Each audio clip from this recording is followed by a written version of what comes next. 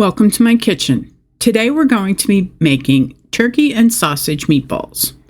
It's a little bit healthier than the regular version of meatballs because I'll be using ground turkey instead of ground beef. We'll also be using some Italian sausage, hot and mild, and that will punch up the flavor quite a bit.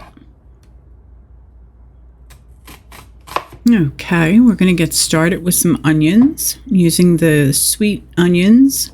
And we want to make sure that we get our pieces cut nice and small, no bigger than about 1/8 of an inch. They're going to go directly in with the ground meat, and we want them to make sure that they cook fully in the oven. So we want them smaller.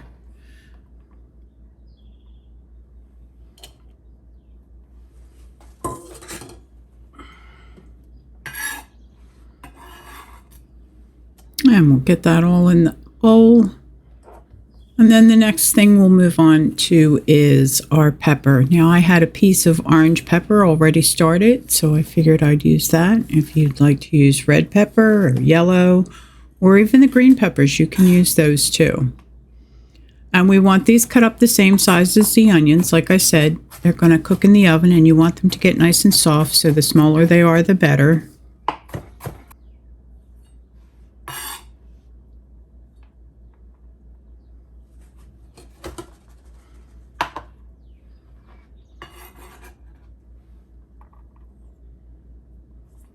We're going to get this measured and get that in the bowl. And once that's in the bowl, we're going to move on to our parsley. And the parsley's been washed and cleaned, which is important. There's nothing that'll ruin a dish more than some sand in there from your fresh herbs not being cleaned. So you want to make sure that they're nice and clean before you start to use them. Okay, once the parsley is all cut up, we're going to get that into the bowl too.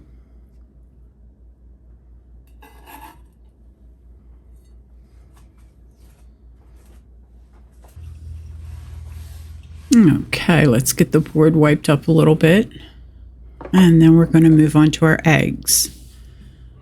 And that's 1 egg for every pound of meat. No matter what kind of meat you're using, you want 1 egg for every pound. So that'll be 4 pounds because we have 2 pounds of the turkey, the ground turkey, and 1 pound each of the hot sausage and the mild sausage. So we'll get our 4 eggs in there. And I use extra large eggs. They seem to be right in between, so the extra large works for just about every recipe.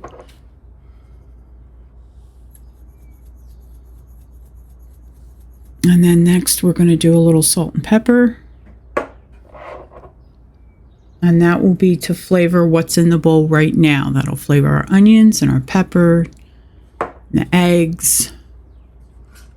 You flavor things in steps. You don't put it all in at once. I find that it helps keep your flavors consistent where you don't have too much salt, and when you do it that way, it makes things taste a little bit nicer. Get the salt and pepper in, and then we're going to put some Italian seasoning in.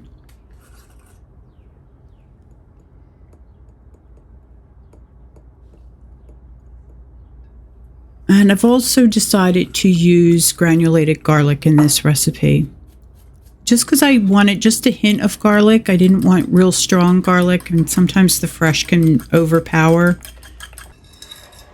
And then we're going to mix it up with the fork. And we wanted to keep it nice and light. We want to get a little air in there because that'll help with the meatballs. That'll help them stay nice and fluffy.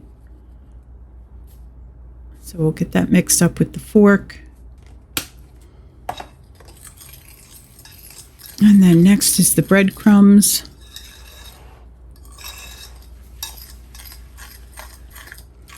And then we'll get that mixed up.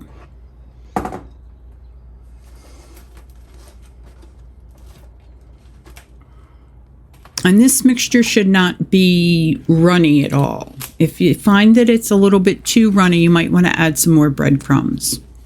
But you don't want it real loose and runny. It can be moist, but not loose at all. So next we're going to go on to the sausage. And I bought the loose sausage. You can buy the links and take the casing off the links and cut that up if you'd like. This just was what was on sale, so I got this. And what I'm going to do is I'm going to cut it up into smaller pieces, because when it comes time to mixing it, it will make it easier and you won't have to mix as much. What makes your meatballs tough is if you mix them too much, so we don't want to do that. So if we cut this up in pieces and separate it really well before we even start mixing, it stops the need to mix too much.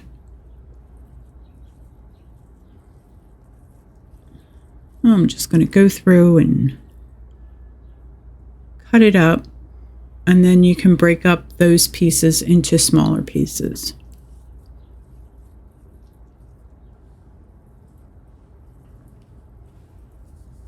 I'm just going to drop them into the bowl. Okay, once we get all the sausage in, we're going to move on to the turkey.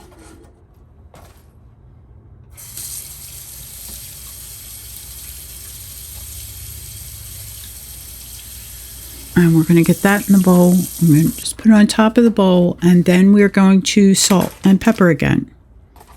And salt and pepper right on the turkey because it is a milder flavor. It does need a little extra help with some salt and pepper. And that's what I was saying before about salt and peppering in stages. So before we salt and peppered the peppers and the onions and gave those flavor. And then once we get the turkey in, we will do that to the turkey. Okay, now, once you start mixing, this is another place where you want to take your time and be careful. And once the salt and pepper is in, we're going to mix with our hands. They're the best tools that you have in the kitchen. They will help you want to keep lots of air in your mixture. You don't want to pack it down. You don't want to smash it. You want to make sure that it stays light and fluffy so your meatballs, after they're cooked, are still light and fluffy. So what I do is you reach into the bottom of the bowl and pull your mixture from the bottom up on top, and you're sort of folding. And when you push down, you push your fingers down in the meat, and that gets air in there. And that's what's going to help keep them nice and fluffy. And you just keep digging up from the bottom of the bowl and pushing it down to the center. And just keep going. If you come across a piece of sausage that's a little bit too big, you can break that up. But you want to make sure that everything is evenly distributed and you get as much air in there as possible. And also, once it's done mixing, if you want to check for flavor, you can.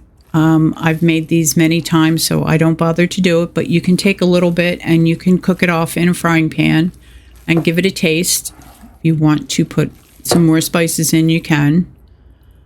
But I found that this ratio works pretty well. And just keep mixing and mixing and mixing. It does take a little while.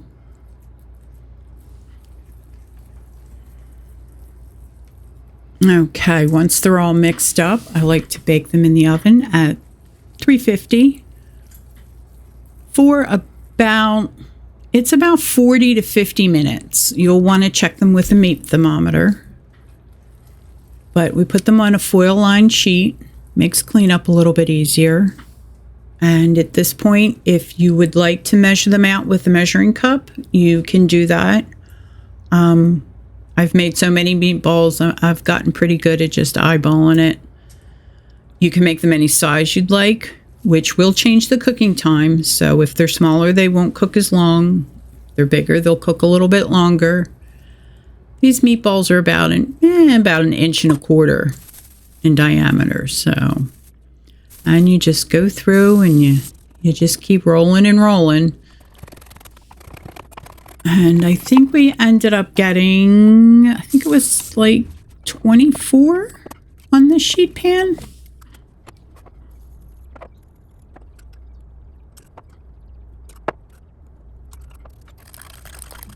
Yes, and then I also had to have, there was a few extras. They didn't all fit on there, so I got another little tray and I put those, I made those and put them in the refrigerator and let them sit in the fridge until they were done, till this tray was done cooking.